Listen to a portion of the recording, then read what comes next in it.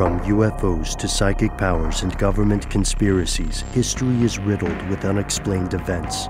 You can turn back now or learn the stuff they don't want you to know. A production of iHeartRadio.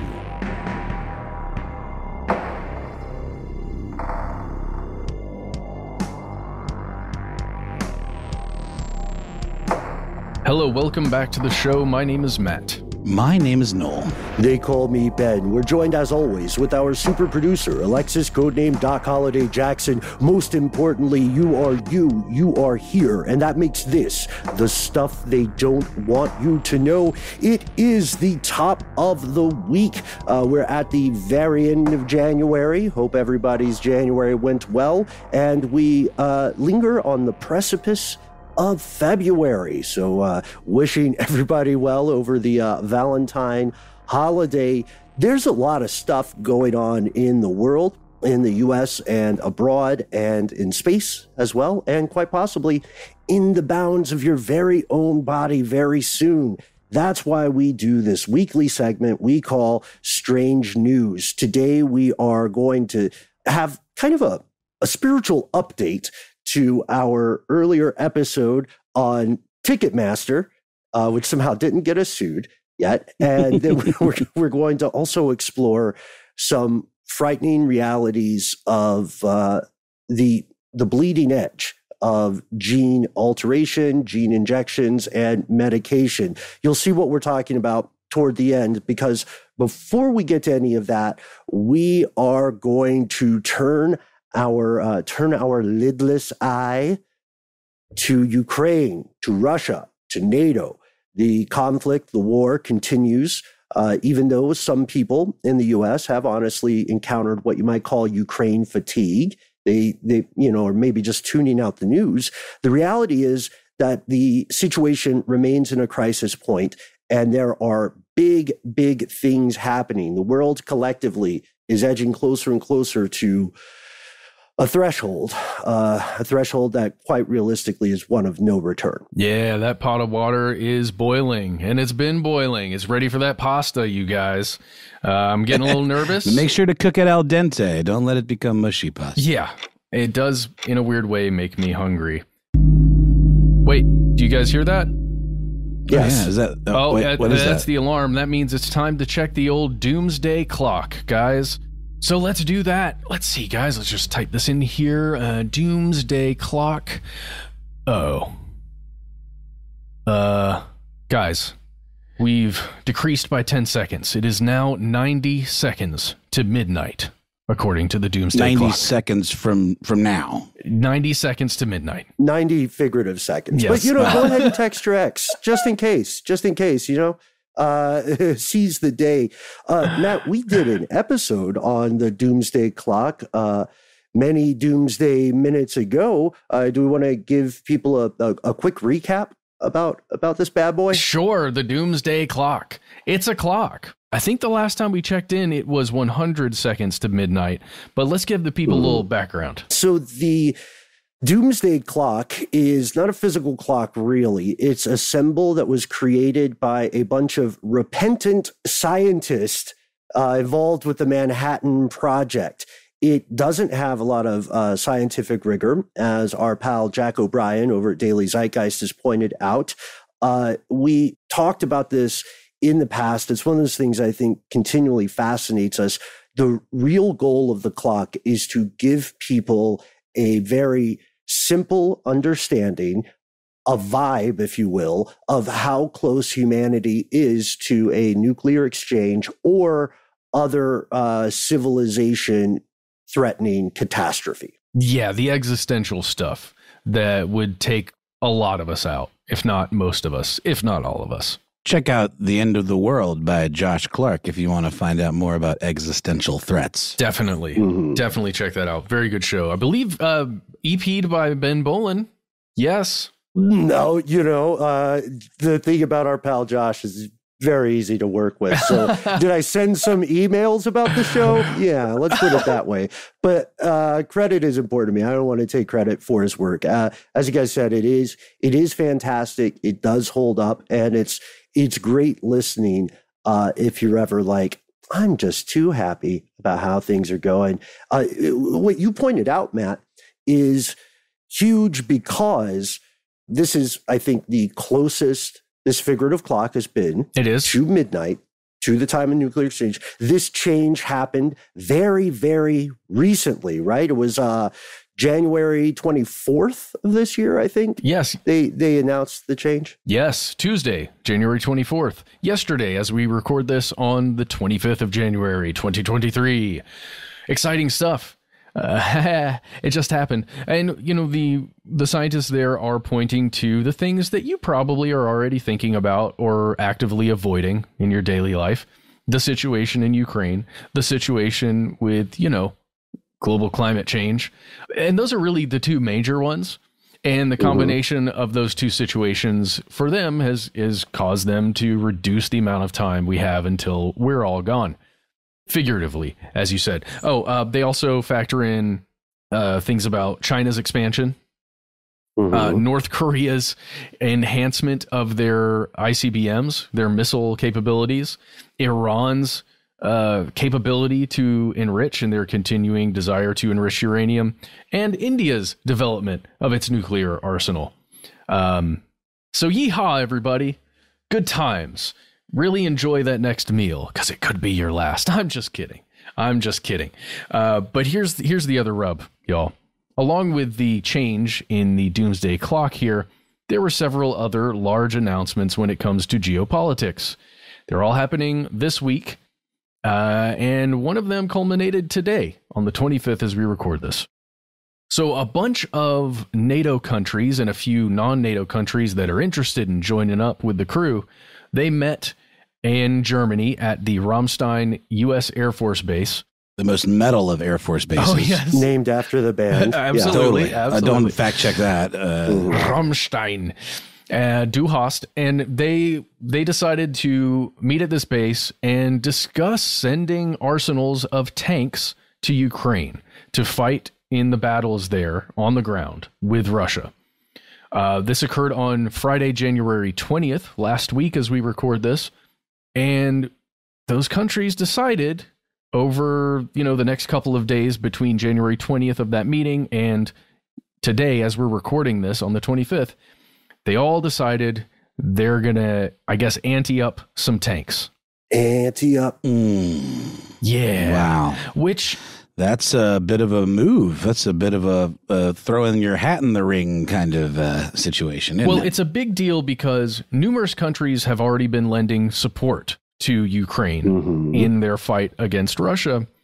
And many countries have also aided Russia in their fight against Ukraine. In this case, it is many of the primary NATO countries that have all pledged to send real weaponry into fight. These tanks aren't messing around. Tanks are, you know, accredited very much so with the, I would say, quick defeat of Iraq's forces the first time the U.S. invaded. Tanks have been used in many conflicts as the deciding factor. Or they have been a large part of a deciding factor in who wins a conflict. I guess the effective use of tanks. So let's just go through the list here, guys, because this is evolving as we're going along here. Right now, as we stand, these countries have decided to send some tanks. Poland is sending 14 tanks. They're called Leopard 2s, or Leopard 2 tanks, also known as MBTs, if you see it written anywhere. Finland, who is not a member of NATO, but really wants to be, is stated that they're going to be providing tanks, or they're willing to provide tanks. Okay? Does that make sense? Yeah. Spain agreed to send tanks if Germany agreed to send tanks.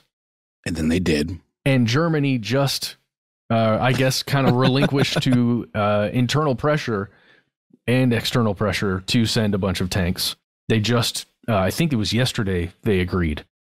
The United Kingdom is sending 14 Challenger 2 tanks. France is sending their, I think that's Leclerc tanks. Norway sending 8. Portugal, Denmark, the Netherlands. I thought the Netherlands was neutral, though. Aren't they? Like, why are they sending tanks? Isn't that where The Hague is? They said they are willing to provide tanks. Okay. Again, I think it's pressure coming from being members of NATO. That's really where the pressure is coming from. There's a lot of global pressure at this point. They're required to move as a unit. Exactly. Got it.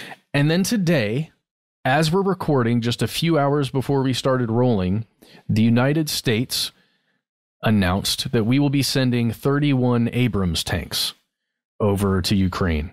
We're also going to provide training to use the tanks effectively and other supplies that are necessary to run the things as a battalion. Mm-hmm. What's that total number? I haven't done the math yet. The 31 just got added in. It also really depends on how many actually get delivered. Yes. Because what we're hearing are some pledges. So it might be a little bit optimistic to give a definitive tally at this time. But these tanks will all be needed. This is not quite overwhelming force. The kind of stuff we would expect if Article 5 of NATO was invoked. I mean, the U.S. military alone could essentially delete the Russian Air Force, delete them from the sky. But they're not doing that because NATO hasn't gone in. I think, we know Russia has a lot of tanks. The problem is their tanks are kind of like used car lot tanks. Yeah. They've been cannibalized for parts, but there's still hundreds and hundreds. Russia is still going to have more tanks than Ukrainian forces, even if all these agreements go through. But still, Abrams tanks, they're super sophisticated, but they can also have a lot of difficulty in terms of field maintenance and supply chains. Yeah. And they're not cheap. No. We're looking at like over 10 million per unit just to get a sense of the finance. I had no idea that they were that costly. I mean, but it's interesting too, because Ukraine's already shown pretty significant scrappiness. I mean, this is a conflict that was thought to maybe end pretty quickly, and they've held their ground and held their territory and made some serious inroads in this conflict when we thought, the overwhelming opinion was that maybe they weren't a match. You're correct. I'm not even thinking about this in any terms as far as, is this going to change who wins the war, right? I'm more thinking about this currently, at least, as big picture. What does this mean to have all of these NATO countries allied together? This is NATO joining together to send a bunch of really serious weapons to a country that's at war with another global superpower. And it feels like a major escalation to me. When I woke up this morning and I read the news, I was like, oh, crap.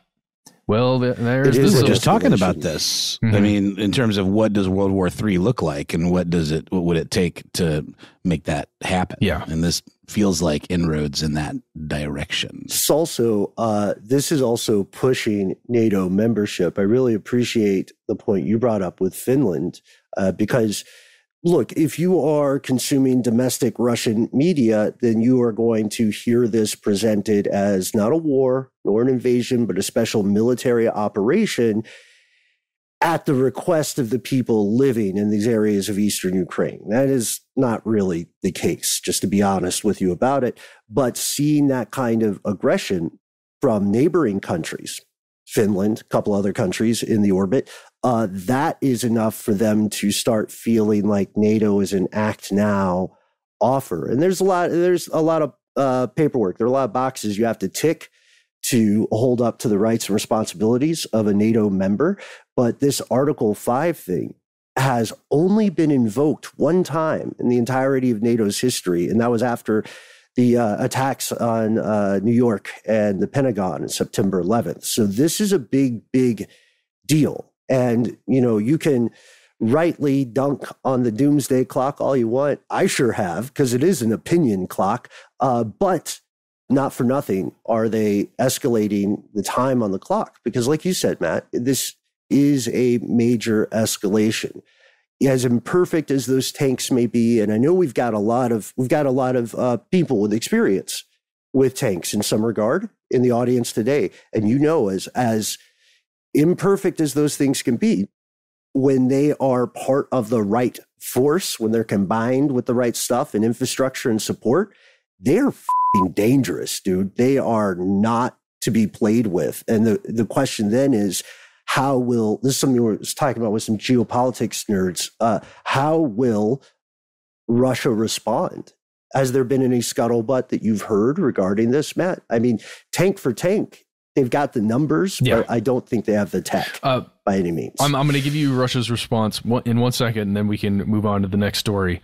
But I want to give you a solid number just when you're thinking about the number of tanks involved here. Poland, which is sending 14 of its tanks, has an arsenal of 250 of those tanks that are, kept in Poland, ready to go to fight for Poland as their military, right? So they're sending 14 of those 250. But if you imagine the number that a large country like Russia would have when compared to a country like Poland, you can only imagine that there are many, many, many, many, many more tanks that are going to oppose these NATO tanks. The Kremlin, as of today, when we're recording January 25th, has responded as the way you maybe would imagine. They've come out and said that the tanks being sent over by NATO forces will burn in Ukraine. Possibly the S-400, S-300 missile systems. Yes. Yeah, basically, we've got superior things to take those out. We can also take them out with our aircraft. And we've seen over the past, month or so, guys, in the news, we've been seeing all kinds of information about brutal airstrikes that have been occurring to take out infrastructure and other targets. So it's just something we're going to have to keep watching. It's not going to help anyone or even me, but I'm going to go to the store later and buy a bunch of canned goods and just put them in my basement. You should have some canned goods. I've got some already. But I'm going to get a lot more. Get peanut butter too. Oh yeah, peanut butter has super high caloric content. Shelf-stable. Yeah, if you're lost in the woods, you can get by with like a spoonful of peanut butter. You should see the peanut butter in my house. It's nuts. Also, can I speak to the quality of Campbell's Chunky? I think it's very, very good soup. Their chicken and dumplings. Gosh, it's like Cracker Barrel quality. It's very, very good chicken and dumps. Their old original motto, which was not successful, was the soup you can eat with a fork. I'm glad. Is that like the beer you can drink with your mouth? No, that's Miller Lite. It's a proud sponsor of the show. Yeah. You don't have to boof it. But I think one other thing that we should add is something that I think obsesses a lot of people rightly. The thing that we should add is those tanks are not like a final ante up right there. As we speak, Zelensky's administration is fighting a growing corruption scandal in Ukraine, and they've also further requested, this is the beginning of the stuff they were asking for hardware-wise. We're talking long-range missiles. We're talking jet fighters. That is what we mean when we say escalation. This is not the first supply run by any means, but it's definitely not the last, and the bigger toys might be in place soon. Are you saying that Zelensky may not be the golden good boy that he's been portrayed as in the media and with a lot of help from American media? I'm unclear on that. I would need to do some more research on my end. I don't want to talk out of my neck on this, but I do know that there's been a top Ukrainian government officials are quitting. He's trying to shore up support too. And if you know how Russia has historically worked when it comes to the affairs of other countries, then I would definitely, I think any of us, if we were in Zelensky's position, would be keeping a close eye on my colleagues because people turn for the easiest things. That's right. It's true. Last thing I want to put here, guys, we mentioned pressure. This has all been about pressure, geopolitical pressure, right? So the United States denied that Germany was putting pressure on it to say, as the U.S., yes, we'll send tanks. Germany is saying it's been resisting pressure by other NATO countries to send tanks. Everybody's basically saying, look, it's not me, it's all of us. It's together. We're only doing this because we're all doing it. Okay, got it? It's not me, it's us. Does that make sense? Okay, cool. Everybody good? All right, here's the tanks. So just keep that in mind as you're taking news in. It's all well. That's how coalitions work, right? I mean, it's sort of like a groupthink. You know, it's all or nothing. We're all in this together. Yeah, as long as it prevents the U.S. and Russia from getting into direct hot combat. Let's not do that. Okay? Because nukes don't avoid civilians. Nope. Neither does Fallout. Hey, here's some ads. We'll be right back.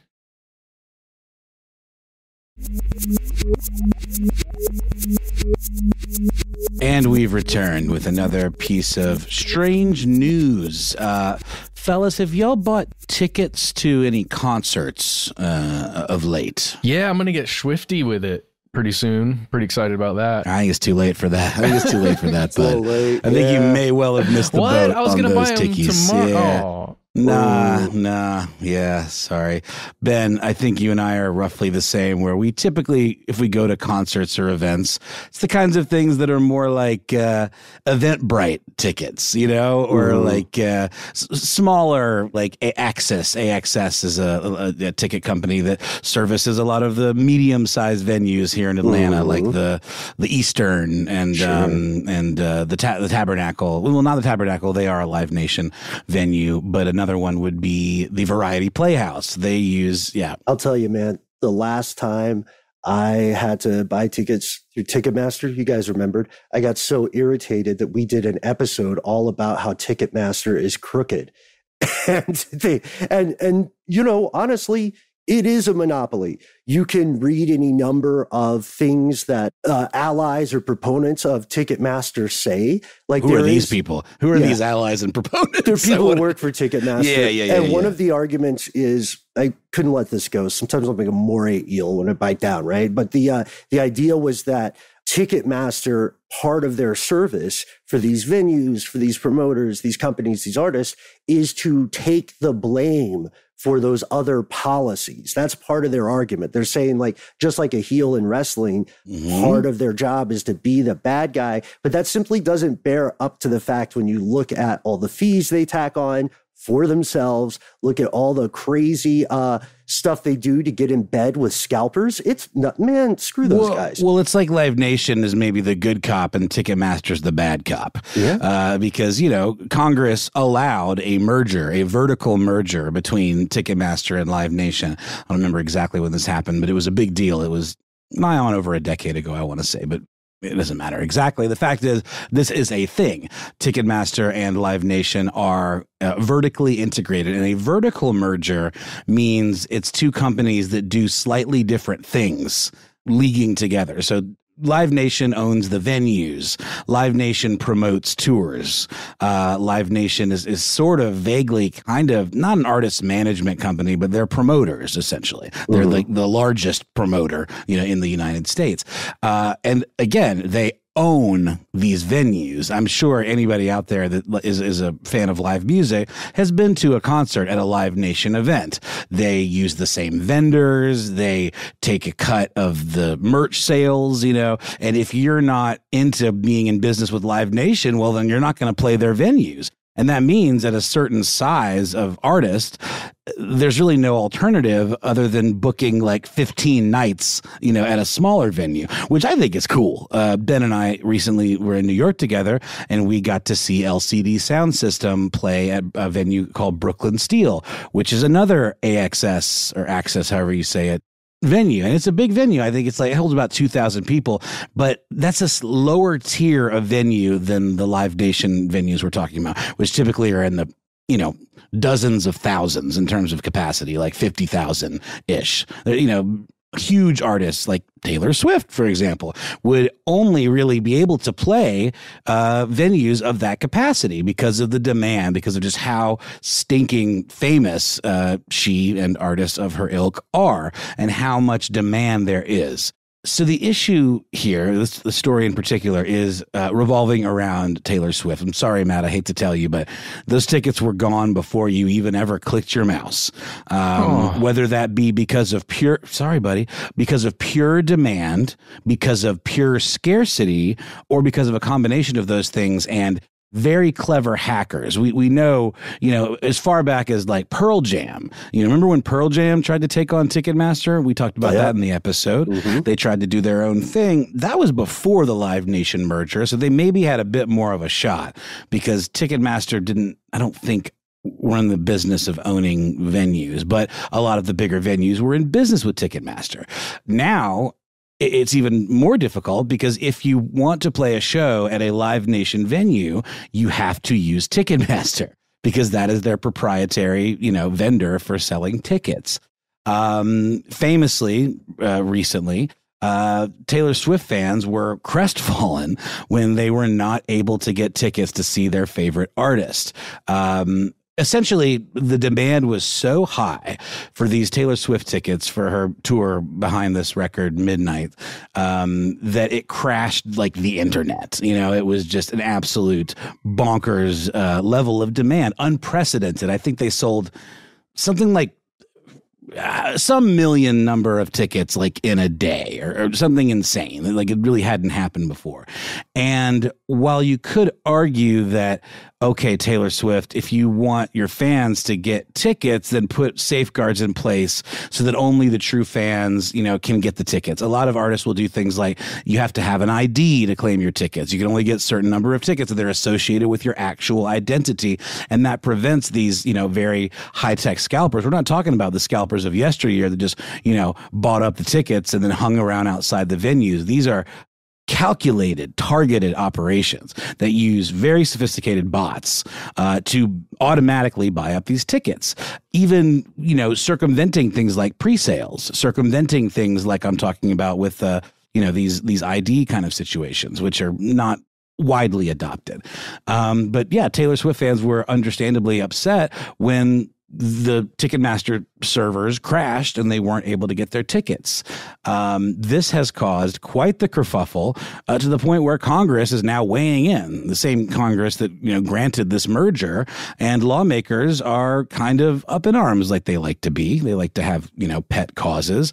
It was even, I can't remember who it was, but one person that spoke in this hearing that took place a couple of days ago actually quoted Taylor Swift lyrics and said, like, it's like a nightmare dressed like a daydream, or daydream dressed like a nightmare, whichever, you know, from blank space.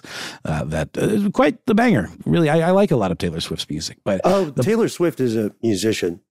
Correct. Yes. Okay, Taylor Swift. I'm back in. Well, Taylor Swift is also a musician that made an interesting career trajectory in terms of, like, you know, she was a very young country artist who then pivoted to being much more broad, kind of like pop.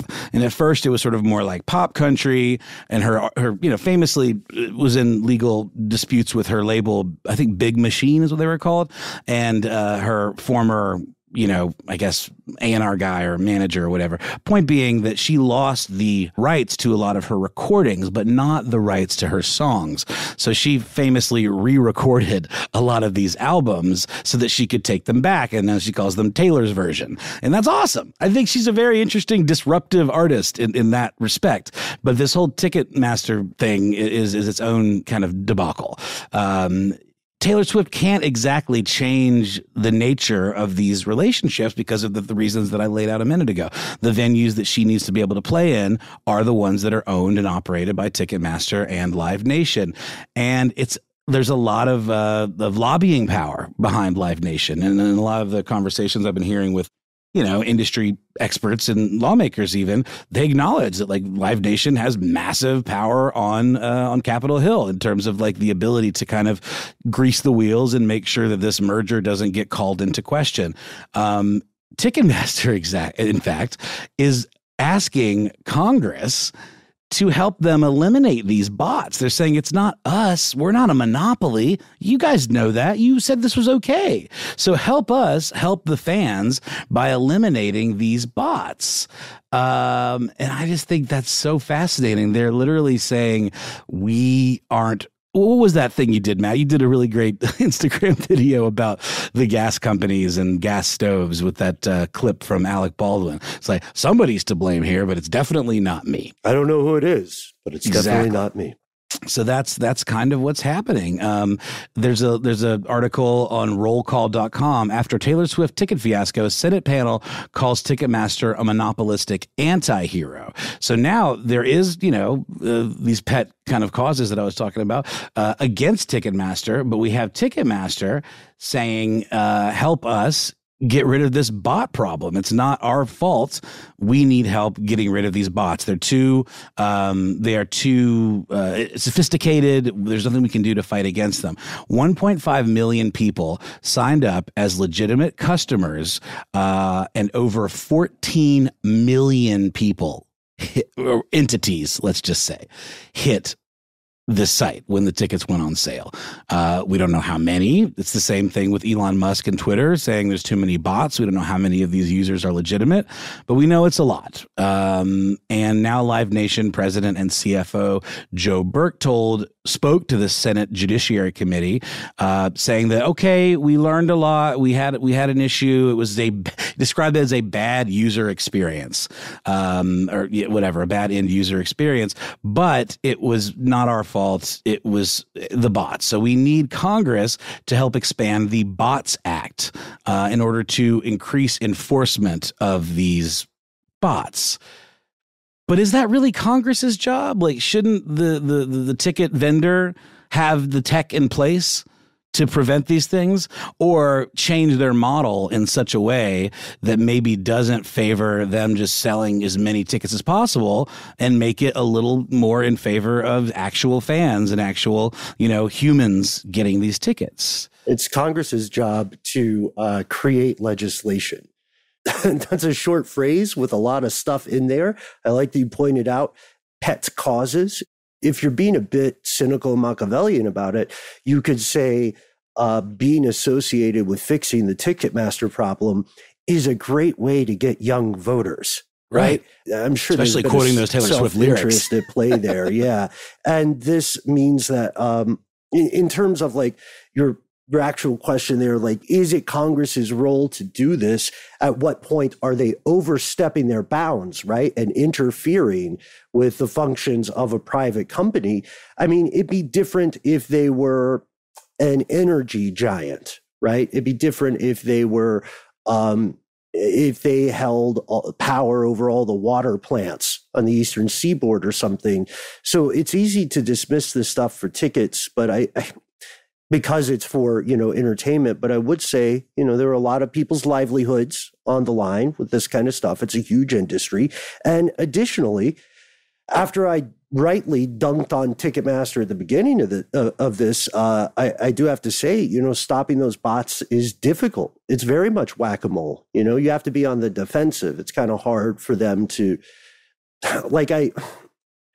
I think it would be unfair of an anti-Ticketmaster person like me to say that they are definitely not trying to stop the bots, because I think they are. It's just like Congress could pass a law requiring them to fix as much as they can, and it still might not fix the problem. It might just be out of their hands, if that makes sense. It totally does. Matt, just one last thing. I see you nodding there.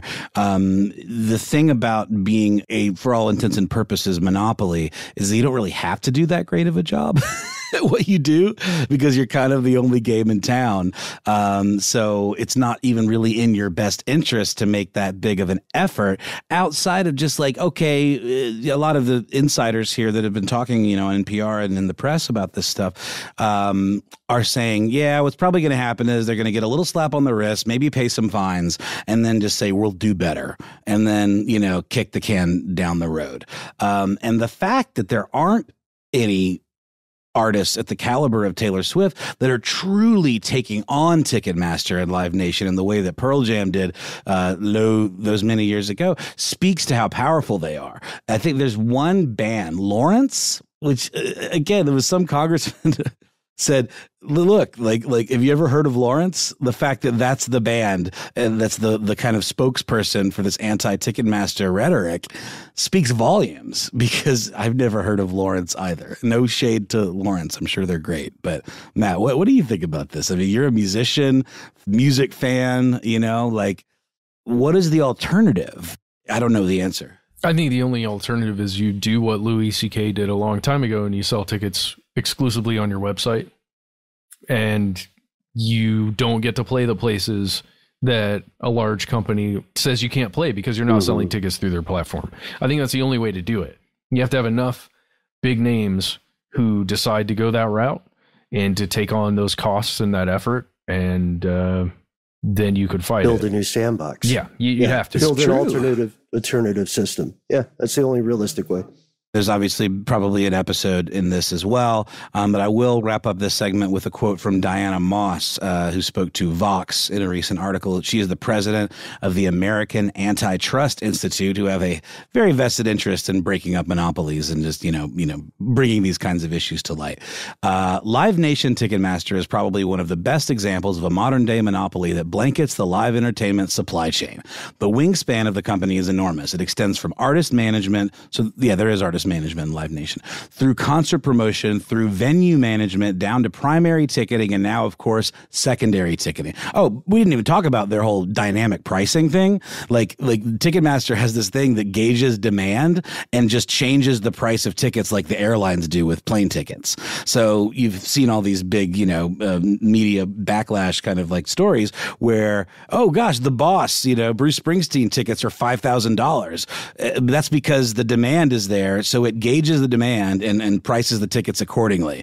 Gone are the days of like the ticket is this price and that's it. Now it's like very ephemeral. You don't really know what's going into that, but it is this dynamic ticket thing, which is pretty new. Probably them trying to regain some ground after COVID, frankly, but it's totally messed up. So to continue, secondary ticketing all the way down to the consumer facing fan markets. We have a monopoly that covers an entire supply chain. So take that for what it's worth, give it a thought, and we're going to take a break, come back with one more piece of strange news.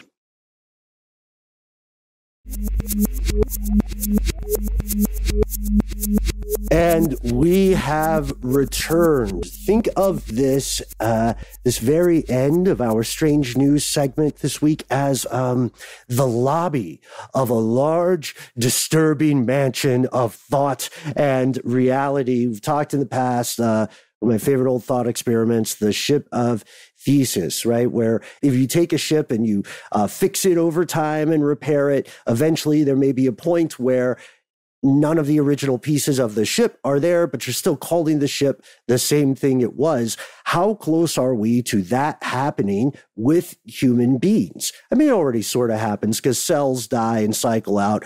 This thing I really wanted to open our conversation with is genetic editing, gene editing. Talked about it a little bit in the past. Definitely talked about CRISPR, which is one of the most famous proprietary aspects of this out here. But there's been a lot of news that's not getting a ton of national coverage about breakthroughs in gene editing. Right now, as we speak, there are breakthroughs with human trials. They got past rodents, where they're discovering ways to address very rare, dangerous genetic conditions involving the liver. One of the things that's been grabbing a lot of attention recently, not as much as it should, is anti-aging gene injections that can essentially rewind your heart by a decade. And they did it. They did it because they found mutants. This is like, I know I'm doing a comic book thing recently, but they found a mutant gene in people that you could think of as super fit. They're called super agers, right? And you can inject this into other people and reverse the decline of heart performance, especially if they're elderly. This has already happened. You inject this into failing heart cells, it regenerates them, and it makes them function as though the heart itself is 10 years younger. This is due to a variation on the BP1FB4 gene. People who carry a specific variant of this tend to live longer. They tend to have fewer heart problems. The story starts with the University of Bristol. They injected, okay, this is going to sound scary for anybody who's already a little bit wary of vaccines and injections. Here's what they did at the University of Bristol. They took this mutant gene, and it really is a mutant gene. They put it into a virus as a vehicle, a harmless virus. They kind of Trojan horsed it, if you will. Then they injected it into elderly mice first, and they said, oh, holy smokes. These mice, their hearts just got 10 years younger, or that's what it would have happened if they were humans. They weren't that elderly. What does that look like, though? Like super, it's weirdly sexy. But I mean, it means that like it literally reverses the course of aging, and you can see that physically. It specifically, when it triggers that kind of cardiac regeneration, the heart starts generating new blood vessels, restoring previously lost function. So things start getting kind of unblocked, coupled with a reasonable amount of exercise, some kind of regimen, right? Maybe a couple dieting pro tips. This can, no fooling, extend someone's lifespan, because what it's doing is it's giving a different version of that biological clock that people have. And lifestyle plays a huge role in aging, for sure. But genes are your baseline, and they determine how long you have in this particular stretch of existence. Can folks like you or I afford this type of treatment? We're going to get to that toward the end. Okay, cool. I love this. Yeah. These things are happening concurrently. And what we're seeing is, like, right now, there's a lot of pop sci reporting that's getting this wrong. Right now, it's not quite to the level of injecting someone to have an instant change across the board. Because we have to remember that because the genetic code is incredibly intricate and interlocked with all these things, it's like here's what it's like. It's like if you've ever walked into a really big house and it's unfamiliar and you have light switches that operate multiple things, then you turn on, maybe you flip one switch because you want the particular light on in the kitchen, but that turns on the kitchen and the hallway, and then you hear something on the second floor start going. So we don't know fully yet. Current civilization doesn't know what one change can do to the rest of the game. They know there's a domino butterfly effect, but they don't know which dominoes knock which other dominoes down. That's why the research might seem kind of slow to a lot of us non-genius geneticists. But what we are seeing is that if you very carefully narrow your scope and you target very specific things like hereditary angioedema, that's a rare immune deficiency, then you are going to be able to extend people's lives for possibly decades and potentially, spooky as it is to say, potentially much longer. But back to my question: where can I get this? Is it like at Sephora? This is the setup. I'm doing a thing. I structured it to get to that. You got my attention. Yeah. Now you have the other thing. Possibly your paycheck, right? Yeah. Well, sure. This is the issue. The issue here is that this opens the door for a lot of things that humanity is simply not prepared for. Yep.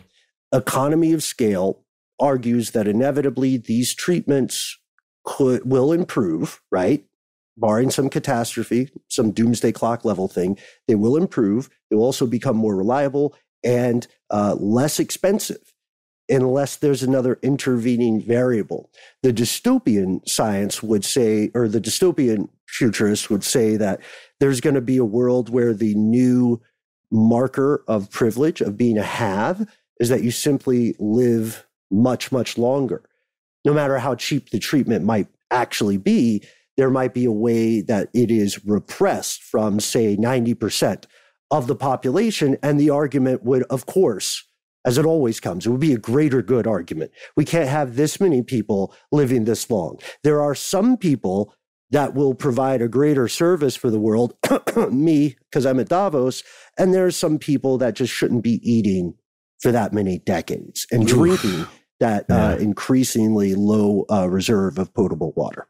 No, that's fascinating. It's just a dystopian. I think I mentioned in terms of another conversation that I've been rewatching Silicon Valley, the Mike Judge TV show, and I'm on the season where the guy that's like the kind of Zuckerberg, like head of Hooli, the Google type company, he's got a blood boy. It's literally a healthy young man who gives him weekly blood transfusions, which we don't even know if that actually does anything, but it's sort of like maybe it does. So let's just go with it because that's the best we've got. But we've seen the feeding frenzy of like curative and or, helpful medications that are scarce, like vaccines, when it was like, who got those first and who cheated the system to make sure they got those COVID vaccines before anybody else? Oh, the super rich. So can you imagine? This is like the fountain of youth we're talking about here. It's been sought for, generations. Potentially. Yeah, potentially there could be something. But again, we have to go back to unintended consequences. How long can your average garden variety human mind exist in a cogent state, right? Fixing the body may do a lot, but it may be the same thing as giving a car a fresh coat of paint every decade and never changing the oil. Well, this doesn't apply to neurons and neural pathways. It doesn't like fix your brain back a decade as well? It depends. No, because you have to narrow the scope right now. Now, possibly one day there might be a panacea thing, but this brings me to another dystopian thing. I mean, we're going to end on a utopian thing. Don't worry. It won't get too dark. Cool. Another dystopian thing would be the idea of certain modifications becoming illegal. Maybe because if everyone had it, there'd be simply too many people, right? Or maybe there would be a deal where for certain modifications, one has to agree to sterilization as part of it, right? Because you don't want it reproducing in the wild. Or there could be things that are associated with the military. Imagine if part of being conscripted in the new Russian Empire or whatever, just for fun, what if part of that involved an injection, a gene editing device that would make you much more resistant to a lot of diseases, right? But it wouldn't stop you from carrying those diseases. So then you could become someone who's exposed to some nasty biological warfare contaminant, right? Perma spreader. Yeah, basically. And you're going to be okay, but now you are the friggin' typhoid Mary of that thing for the rest of your life. Unstoppable. Wow. And that sounds terrible, but it's less and less implausible. I won't say it's happening now, but it's something humanity is on the way toward. How can a story be so simultaneously exciting and terrifying? You know what I mean? I mean, wow. I think this is an episode, but if we do this episode in 2023, we're probably going to have to do an update in like 2025, 2026. I don't even know how long we'll do this show. We should all get our genes edited. Here's another one. This is my question, though. This is the utopian, I wish it would happen question. Do you think it would be possible that some editing or modifications could be innocuous enough and helpful enough that they become considered a human right in parts of the world, like the right to literacy, the right to clean water, things like that? Yeah, that is fascinating. I think, if it's available and it becomes like a new, but that's the question though, is like, who deserves to live forever? Should we be able, you know what I mean? Like, is that really a human right or is it like a luxury? You know what I mean? Yeah, maybe. I can see it working out the same way early childhood vaccinations work out, where if you do have health insurance, at least within the United States, if you pay for insurance, when you're on track with a child or something to get their vaccinations, they'll just get their gene editing that gets rid of some of the major problems facing American children. I could totally see that happening. So for everybody, we're specifically at this point talking about what's called germline gene therapy. Not all gene therapy is heritable, right? So there might be a vaccination thing that happens after the child is born at some age where their immune system is seen as capable of vibing with it. But then germline therapy is we give you an injection, some kind of treatment that means you will have, I don't know, like we're freestyling here. So like a gene for heart problems. So you'll be much more resistant to developing heart problems, like cardiac arrest problems, stuff like that. It doesn't cure them though, right? Like if it you makes already you less likely. It's a percentages game. Okay. Yeah, got it. Like buffing a weapon in Elden Ring or Skyrim. But there's this idea then, okay, maybe a better thing would be diabetes. What if you could inject a gene that not only changes the way your body addresses factors leading to diabetes, but also means that your children would have that same gene, and therefore their children, and so on, just like the Bible saying begat, begat, begat. How do you think the world would react to that idea? This is because vaccines are only affecting the person who is injected, not the children. I see massive blowback on that. I'd be very interested to see what, like what do religious figures say? What do the more Luddite among us say? Well, also, like, what if people, the super rich or whomever, start taking these just so they can eat like shit and like not, you know what I mean? Like not actually do any of the normal things that would lead you to like living a healthier lifestyle. Is this like a cheat code? And if so, those people should be way further down the ladder as to who gets to get this. It should be more like people whose lives it will vastly improve and maybe have some sort of deficiency should get it first.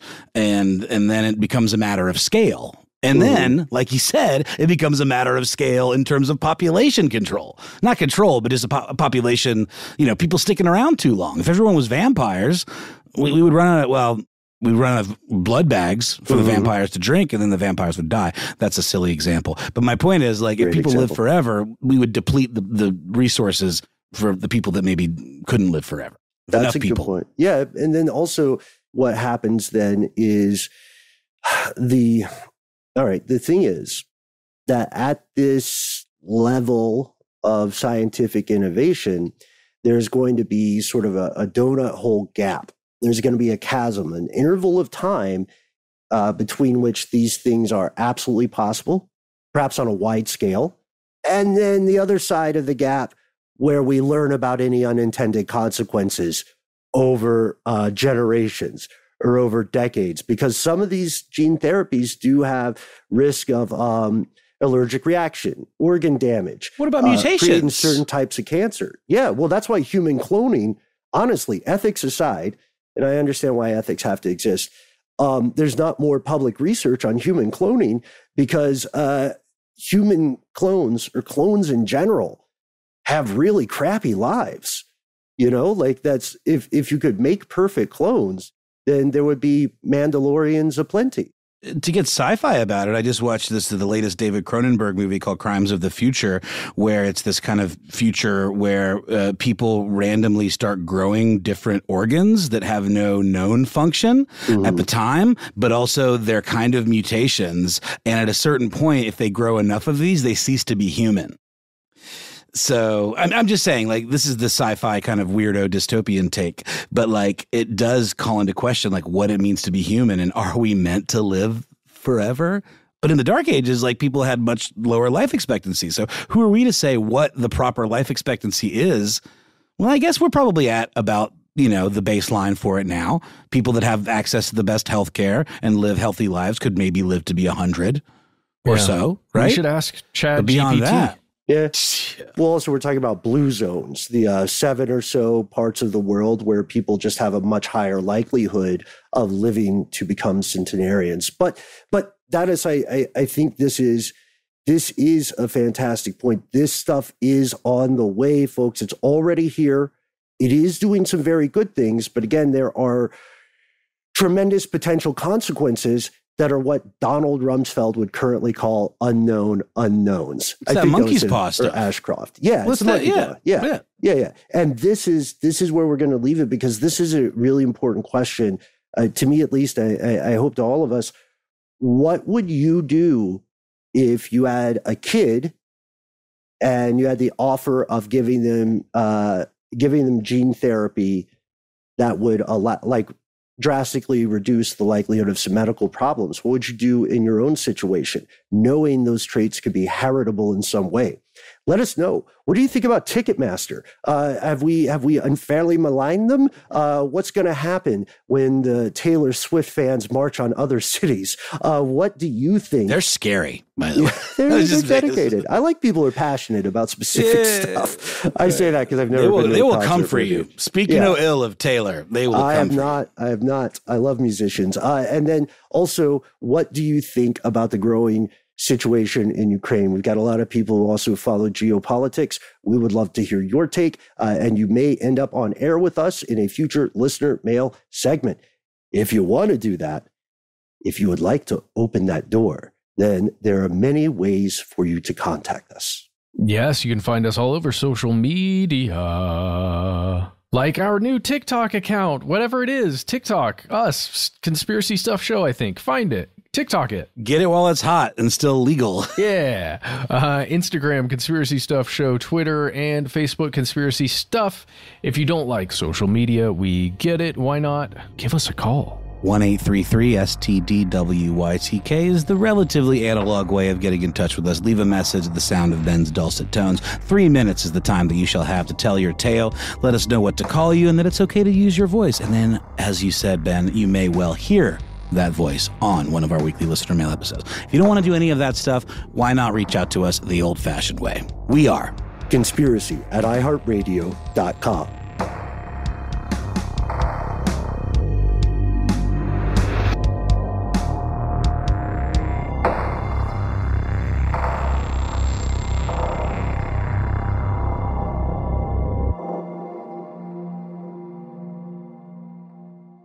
Stuff They Don't Want You to Know is a production of iHeartRadio. For more podcasts from iHeartRadio, visit the iHeartRadio app, Apple Podcasts, or wherever you listen to your favorite shows.